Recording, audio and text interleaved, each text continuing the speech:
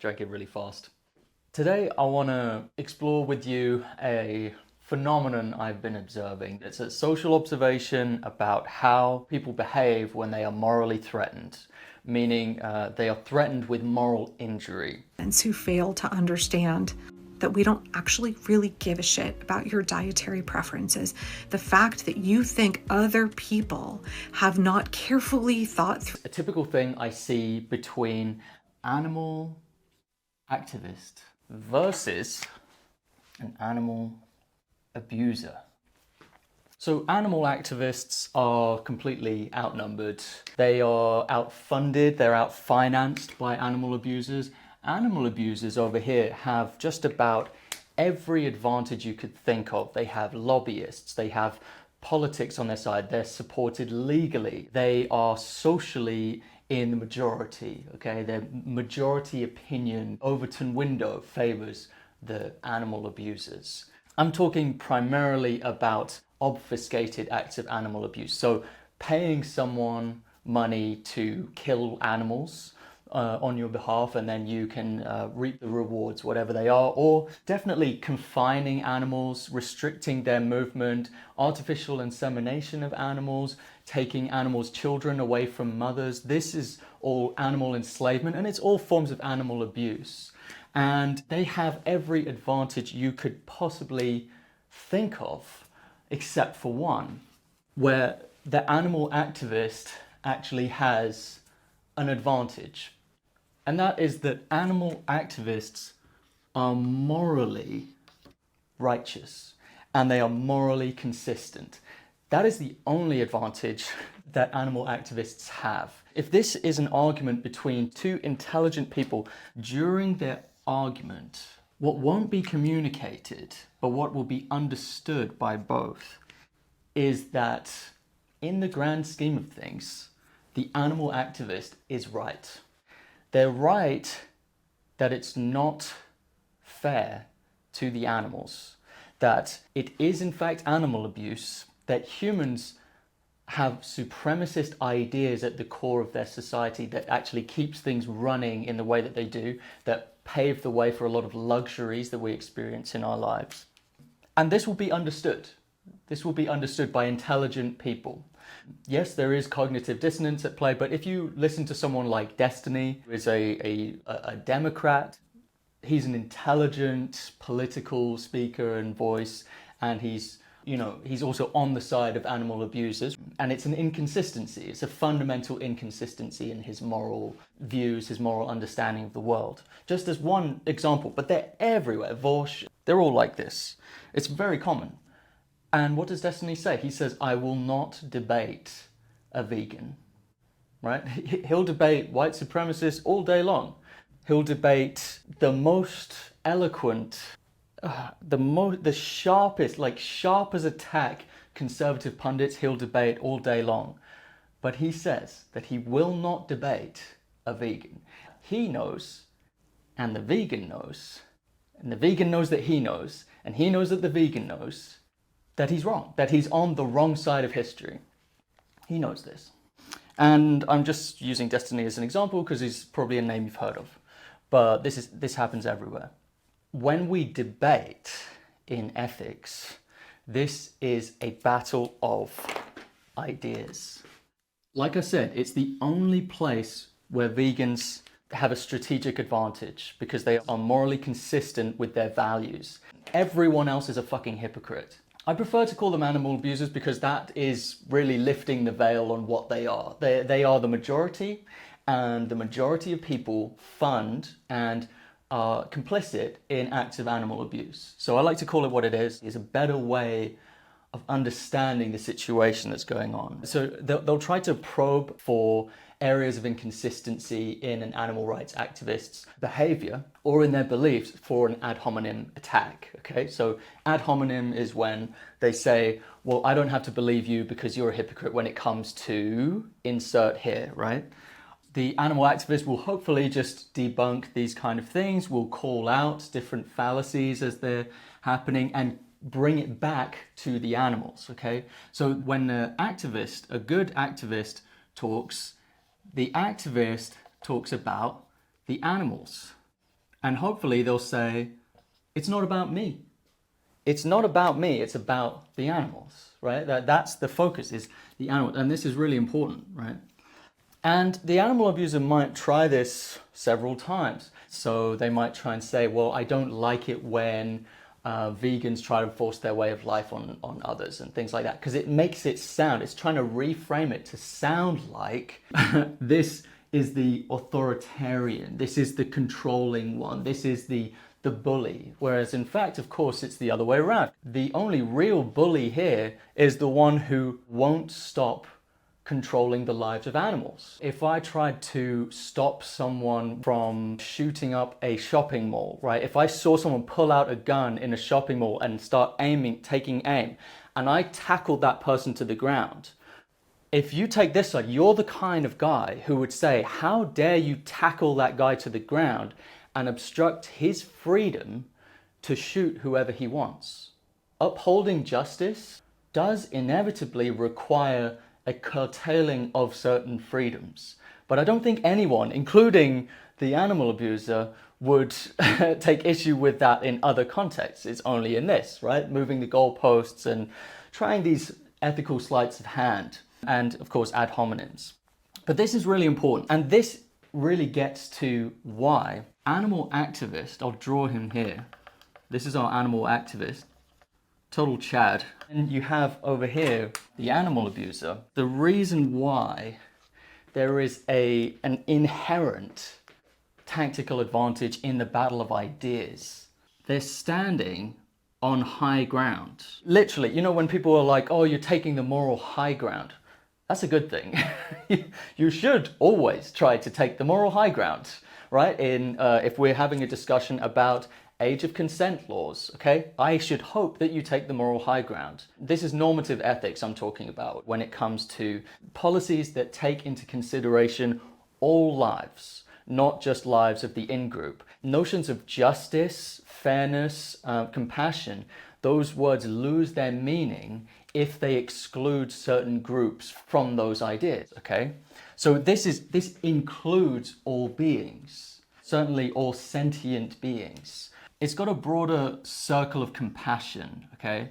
If they include more groups, that's a stronger version of fairness, right? Like if someone's in group, in their circle of the people they have moral consideration for, if it only includes their family, right, that means that they could abuse someone who's not of their bloodline.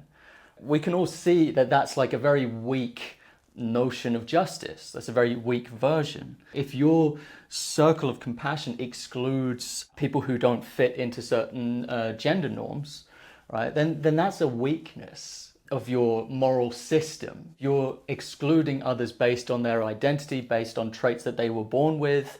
Species is a trait that people are born with, that beings are born with. You didn't have the choice whether or not you were born as a human or as a chicken or as a pig. So what is the moral high ground exactly? Let me put words to this. The moral high ground that the animal rights activist or the animal activist, because some of them are welfareists. I don't really like to speak for welfareists because I'm not a welfareist, I'm an animal rights activist. But the high ground that they stand on is this, in my opinion. Now, you might not realize that this is the source of a moral high ground. Let me articulate it for you. It needs other things to go along with it, like it needs to have practicality. But essentially, when it comes to an argument of ideas, it's something you can always use to discredit your opponent in this battle of ideas, which is about animal rights. It's about animals' rights to a life free from tyranny, from the tyranny of humankind. And it's the reason that animal abusers always sit in a valley. They are in a valley, and this is why I drew the animal abuser as kind of lower than the animal activist. It's because the animal abuser is always perceiving to gain from the abuse of animals, from the use of animals. I'll say the use, like, you know, the exploitation of animals. they perceive to gain from it. And in cases where they're wanting to perpetuate the status quo, they perceive to gain from the current status quo. They fear losing the status quo. This is what really gives that high ground, okay? So this is a very effective point that animal activists should understand about their position. You should understand that strategically, as long as you don't get led into arguments over trivial things like this certain type of farming method doesn't yield as much crops as this one, like, okay, don't get distracted. Just keep it about the animals, okay? Because when you keep it about the animals, it's reaffirming that you're not gaining from this, right? Let's draw a picture of a pig. When you're advocating for a pig, you're saying that human beings, of which you are a member of that group, should relinquish their control and their extraction of value of this other species, okay? Really, it doesn't benefit you at all in any way. People do make the health argument. I don't like to get drawn into the health argument because it's a weaker argument.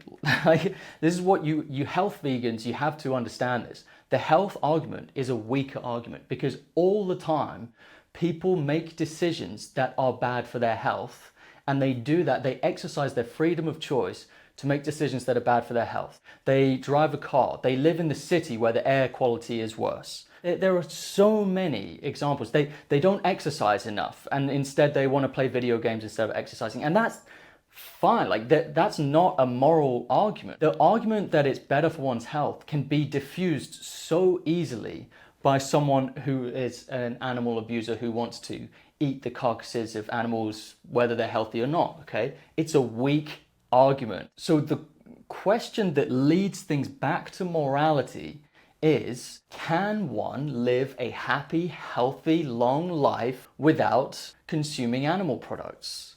And the answer is yes, 100% yes. Meta-studies, studies of studies have all concluded this. The top 10 dietetic associations in the world agree with that statement, that a well-planned vegan diet is suitable for all walks of life. And that's all that we need to say. Beyond that, it shouldn't go into health concerns, unless you're answering the health concerns of someone who genuinely, in their heart, they would want to be vegan but have been fed a bunch of lies. In which case you might want to help that person by debunking those lies, okay? This is really essential. When the animal activist is making an argument, they are not making that argument to gain personally. They are including a marginalized and exploited class of living sentient beings who do not have their interests represented on any political, social, legal level, okay? The rights of animals and the dignities, the basic dignities of animals are not represented on any level of human society, which is what has historically been necessary for humans to extract the value out of animals brutally. I'm talking about breeding animals in their billions so that they can be killed more. I mean, it's not enough for humans to venture into the wilderness, into the forest, and hunt and kill what they see, because very quickly they would make animals all extinct by doing that. So the solution they came up with was creating breeding pens and artificially inseminating animals so that they would breed more, so that they could kill more children of those animals. Okay, I digress. And look, the animal activist is representing a group that the activist is not part of. Animal activists are not a member of the groups they are advocating for. And that is very strong in an argument of ideas. It's like, I am going purely off of reason and a value for sentient life. It's not a selfishly motivated argument. The thing is, now this is where we get it to be a bit more relevant to what's been going on right now. liberals in particular, like in this political climate, like left-leaning liberals, of which like many of my opinions are liberal opinions, right? But they really are not used to them not having this moral high ground. They're really not used to that. It really bothers them that they are now in the valley of morality, and there's a group on the moral high ground that they are not involved with, right? Now, of course, to rectify this, they could simply change their behavior. They could simply cut out animal products from their lifestyles, which would stop their involvement in animal abuse. But cognitive dissonance being what it is, basic like human lethargy, you know, like it's easier to change your opinions than to change your behaviors. Like for people who are intellectually self-deceptive enough. But then there's that problem for them that they're threatened. They find this very threatening because they're used to doing this. A real lefty is used to talking about the economic neo-colonization of Africa and speaking on behalf of the African continent. Whether or not they've ever even been there on holiday is another question. Talking about Bangladeshi sweatshops. They've never been to Bangladesh and they've never talked to a Bangladeshi family. There's a lot of channeling of other groups of which they're not a part of, and it's strong, right? It's strong. It's like a moral high ground that yet they're used to adopting. And then they come to a debate about animal abuse, and they find that their lifestyle, which they have grown attached to, is in a valley. It's in a moral valley. They're in a quandary here. They've been caught out. And their own method that has been very stable is being used against them. Now, like I've said, they could just go vegan. But they would rather just flap their trap and talk their way out, especially if they're a pundit. And some of these people are really, really intelligent people. And they're otherwise, like in other areas of their life, they're quite empathetic. They're used to using their empathy, and they're used to speaking on behalf of marginalized, underrepresented, exploited groups and communicating their interests and not their own. And they see in front of them an animal activist using that tactic, and they think, okay, I'm going to use that tactic too. And this will be like a middle-class white woman will say, there is a vegan activist to alt-right pipeline, to white supremacy pipeline. It is very strong. Alt-right pipelines are all about coercion, control, limiting. It's all about judgment. It's all about purity. And very, very much so, the vegan to alt-right pipeline is really ramped up in this country. Trying to superimpose your own ideology. If you can't see that, that's white supremacy. Well, I'm not making this argument on behalf of myself either. I'm making this argument on behalf of Native Americans. Native Americans.